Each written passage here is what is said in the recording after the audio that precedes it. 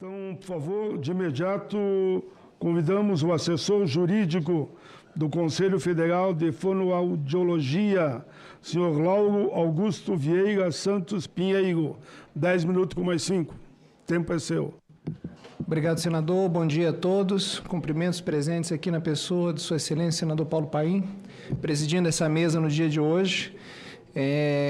Me parece que eu sou meio que um peixe fora d'água aqui, talvez, o único que não é da área da acupuntura nem da área da saúde, mas é um prazer muito grande poder defender aqui a regulamentação da acupuntura. Eu vou, como naturalmente não domino a técnica da acupuntura, não sou acupuntor, eu vou propor, senador, um olhar sob uma perspectiva distinta para o problema. Eu vou propor um olhar do lado da sociedade, não do lado do acupuntor. E não que sejam olhares antagônicos, são olhares sim complementares, né? A importância da regulamentação da acupuntura, da forma como se propõe, né, nesse PL que a gente está debatendo aqui hoje na comissão, ela protege, além do acupuntor, ela protege a sociedade. Ela vai proteger fatalmente a sociedade do mal profissional, como toda regulamentação de profissão protege. E eu acho que a perspectiva principal, quando essa Casa Legislativa aborda uma criação de uma nova profissão regulamentada, em especial uma profissão na área de saúde, é mais do que a proteção do profissional e a proteção da sociedade. Esse é o papel dos conselhos de fiscalização profissional, né? No Conselho Federal de Fonoaudiologia, houve um certo pioneirismo na regulamentação da acupuntura pelo fonoaudiólogo. Nós editamos uma resolução lá em 2001, há mais de 20 anos. E esse pioneirismo, infelizmente, ele tem um preço, né? Essa nossa resolução de 2001, ela foi objeto, naturalmente, de uma ação do Colégio Médico Brasileiro de Acupuntura, né? Ela era uma resolução e essa ação são prévias à portaria que regulamentou o PIX, né? A portaria de 2006, a nossa resolução de 2001 e a ação judicial de 2002. Ela é prévia ao ato médico, né? O ato médico, a mensagem de veto, os vetos do ato médico, como falou o doutor Alexander, os vetos do ato médico são de extrema importância para que se compreenda a limitação dos atos privativos dos médicos, né? Porque muitas vezes, infelizmente, nós vemos até hoje em ações judiciais os entes corporativos da medicina se arvorarem de prerrogativas que foram retiradas do ato médico pelo veto, como se ali ainda estivessem. Diagnóstico nosológico e prescrição terapêutica foi vetado como ato privativo do médico. E até hoje o médico combate as outras profissões de saúde para a realização de diagnóstico e prescrição terapêutica, né? Um lobby fortíssimo com os planos de saúde que exigem prescrição terapêutica médica. Para que a sessão de fisioterapia seja coberta pelo plano de saúde, precisa da prescrição médica. Para que a sessão de fonoaudiologia seja coberta pelo plano de saúde, precisa de prescrição médica. Esse é um outro ato pernicioso que se está combatendo também aqui nesse Congresso brasileiro. Existem projetos de lei para deixar explícito o que não precisaria estar explícito, porque o veto ao diagnóstico nosológico e a prescrição terapêutica como ato privativo, por si só, já nos dá o recado de que não precisa do médico para prescrever a terapia nas outras áreas de saúde. Não existe hierarquia entre as áreas de saúde. Isso é uma mensagem importante também, porque isso dissolve o mito de que a medicina estaria acima das outras áreas de saúde.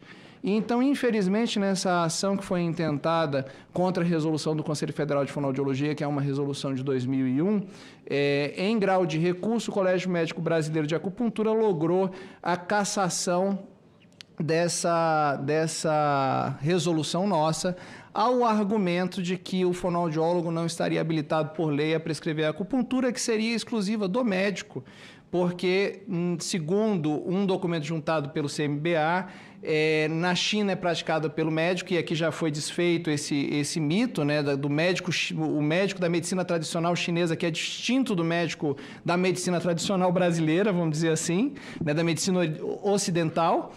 Então foi traçado esse paralelo e foi criada esse monstro. E por que esse monstro? Porque em lugar nenhum se diz que o médico brasileiro está habilitado também a praticar a acupuntura, né?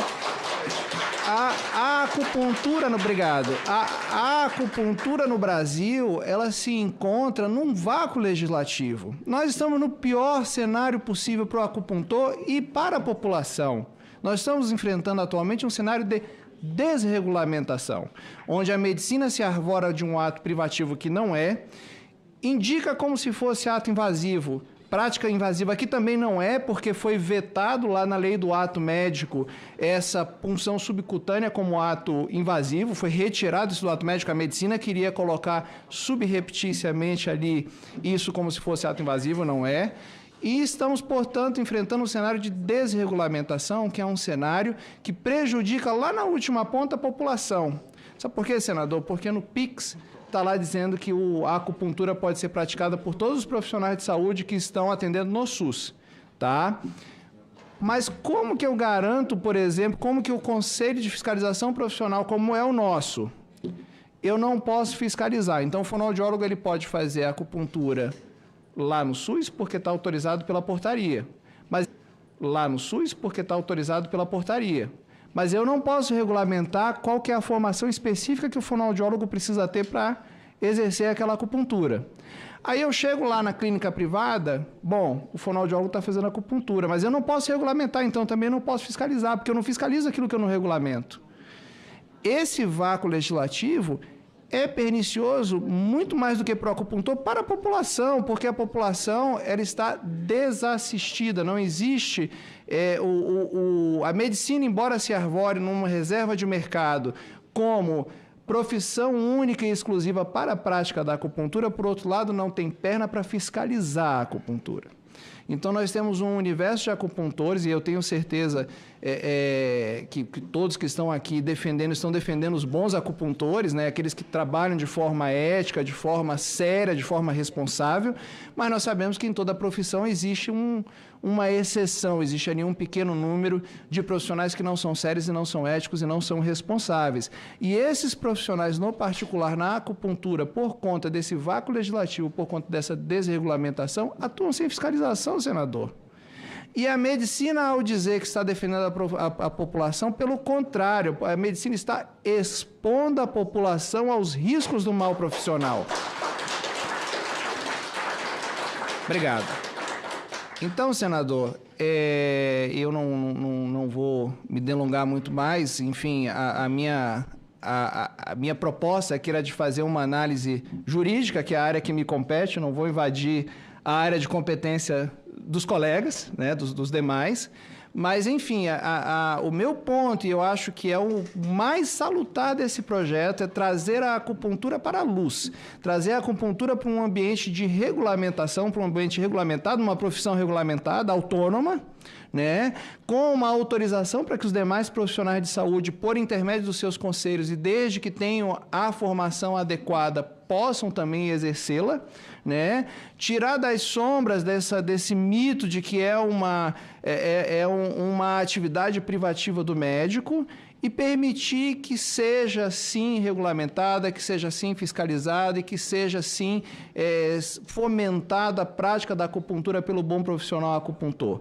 Então, esse projeto, do jeito como ele está redigido, ele é de suma importância, né? Principalmente porque traz de forma textual, traz de forma explícita aquilo que nas entrelinhas os vetos presidenciais à lei do ato médico já nos diziam, que a acupuntura não é privativa do médico, que a acupuntura hoje no Brasil ela não é privativa de profissão nenhuma. Então, esse preenchimento do vácuo legislativo então existente é de suma importância, eu repito, para a prática de uma acupuntura séria, responsável e ética, que eu acredito que é o que querem todos que estão aqui presentes apoiando esse projeto de lei. Obrigado. Muito bem. Esse foi o assessor jurídico do Conselho Federal de Fonoaudiologia, senhor Lauro Augusto Vieira Santos Pinheiro, que de fato explorou um outro viés mais técnico e jurídico do tema aqui em debate, mas como eu sempre digo, tudo é direitos humanos. Tudo é direitos humanos.